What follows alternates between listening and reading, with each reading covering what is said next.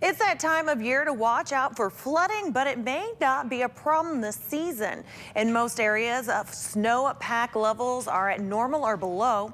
In the Big Wood, Little Wood, and Big Lost regions, the current risk of flooding is low.